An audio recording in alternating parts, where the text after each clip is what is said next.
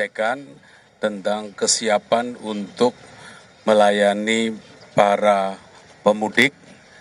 Jadi baik itu pemudik untuk alasan karena berkunjung ke sana saudara maupun juga wisata, baik itu nanti pada arus mudik maupun arus balik. Jadi semua disiapkan secara matang, termasuk mengantisipasi cuaca. Sebagaimana kita tahu, kita sedang menghadapi cuaca yang basah, luar biasa. Kita menghadapi siklon di 3 provinsi, dampak bencana masih dalam proses pemulihan. Tapi di saat yang sama kita juga menghadapi ramalan cuaca basah di pantai selatan juga. Nah, oleh karena itu hari ini kita melakukan pengecekan. Tadi kita sudah menyaksikan bahwa kesiapan semua KL sangat tinggi, baik dari sisi TNI, Polri, kemudian juga Basarnas, seluruh jajaran kementerian, semuanya sudah memberikan dukungan kesiapsiagaan agar para pemudik itu bisa lancar perjalanannya, aman, nyaman, dan juga kita tetap mengantisipasi segala hal yang tidak kita inginkan. Itu pun kita sudah siap. Tadi kita bisa menyaksikan seluruh infrastruktur, personil, dan aparat yang siap siaga semuanya. Jadi saya mengucapkan terima kasih kepada seluruh pihak yang telah bekerja keras mempersiapkan persiapan libur Nataru sekarang ini. Saya persilahkan Pak Kapolri dan Bapak Ibu Menteri yang lain.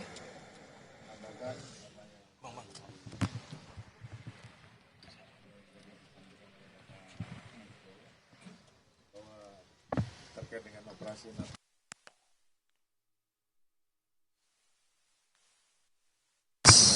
pos yang kita siapkan, dan di Banten ada 50 posko di mana terbagi menjadi pos untuk pelayanan, pengamanan, dan juga pos untuk kegiatan yang bersifat terpadu.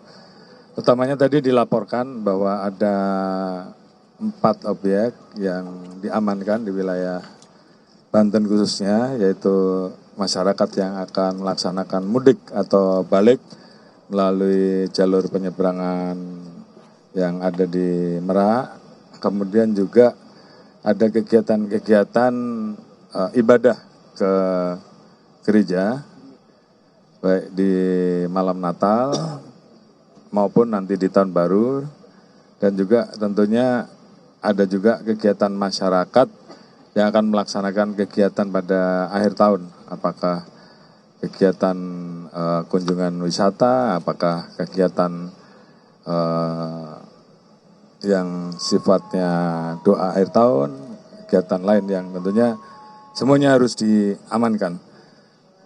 Saya tadi tentunya mengingatkan karena dari BMKG, Banten ini termasuk wilayah yang di ramalan BMKG masuk kriteria curah hujan tinggi, sehingga tentunya kita harus mengantisipasi bencana dari pengalaman dampak dari siklon Senyar yang terjadi di Sumut, dan kemarin kita lihat di Jawa Tengah juga mulai ada banjir bandang, yang itu semua memang sudah ada di dalam perkiraan BMKG yang harus kita antisipasi. Oleh karena itu tadi kita mengecek langsung kesiapan, kita tanyakan ke masyarakat juga.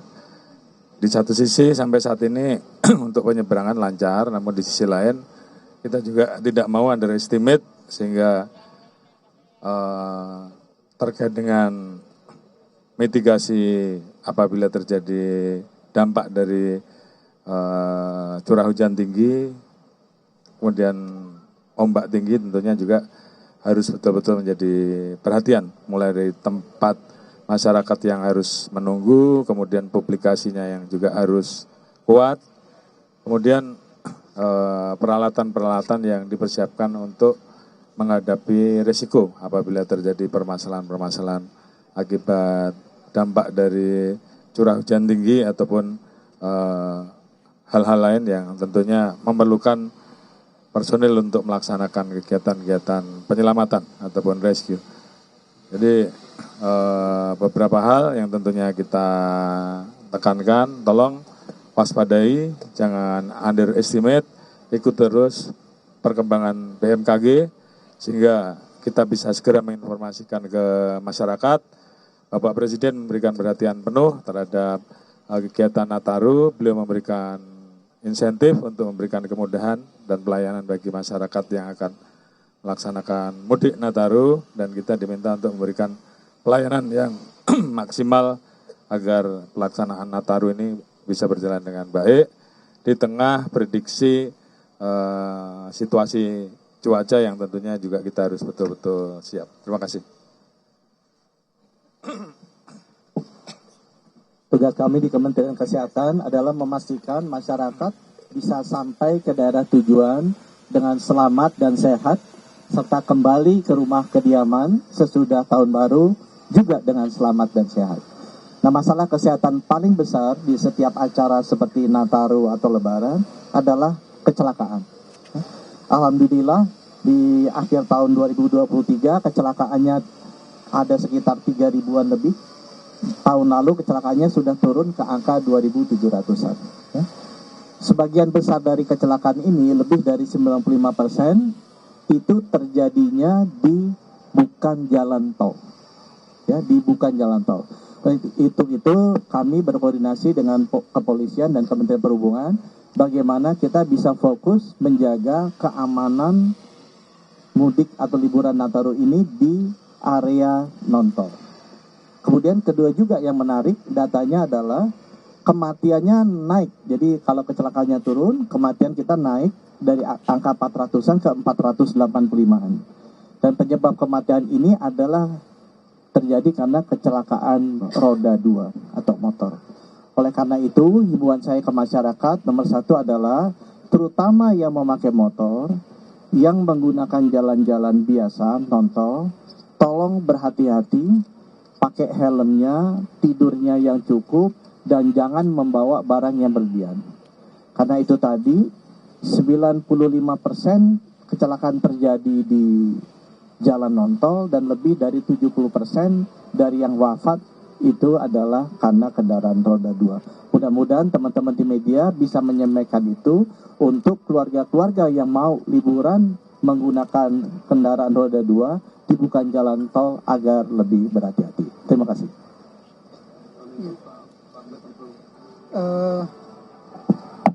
Kami dari Kementerian Pekerjaan Umum juga sama, harus meyakinkan bahwa masyarakat yang melaksanakan perjalanan untuk merayakan hari raya Natal maupun perayaan Tahun Baru bisa dilakukan dengan sempurna, senang di perjalanan, sampai di tempat tujuannya masing-masing dengan baik, dan bisa kembali ke rumah masing-masing dengan selamat juga. Saya ingatkan lagi tadi sesuai dari info dari Pak Menteri Kesehatan tentang sepeda motor. Tadi Pak Kapolri sudah sampaikan sudah ada sekian ratus posko. Kami di PU juga punya 590 posko di seluruh Indonesia. Harapannya teman-teman yang terutama yang naik kendaraan roda 2 sebelum capek segera berhenti di posko-posko terdekat, istirahat, pijet dan seterusnya, sehingga tidak hanya Anda akan membahayakan diri sendiri tapi juga bisa membahayakan pengendara jalan lainnya. Harga satu nyawa sudah sangat mahal, sehingga sebaiknya kita sebagai sama warga negara sama-sama ikut menjaga, berangkat dengan selamat, pulang kembali ke tempatnya masing-masing dengan sehat, dengan selamat, dan dengan semangat baru menyongsong tahun baru 2026. Terima kasih.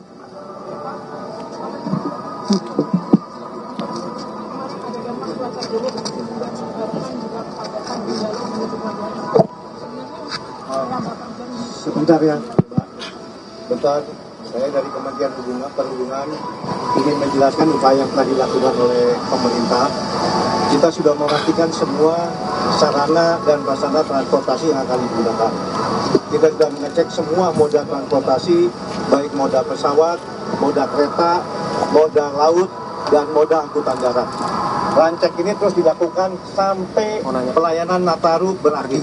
Bukan sekarang kita laksanakan terus berhenti. Harus kita laksanakan sampai masa pelayanan terhadap masyarakat yang Nataru ini akan dilaksanakan.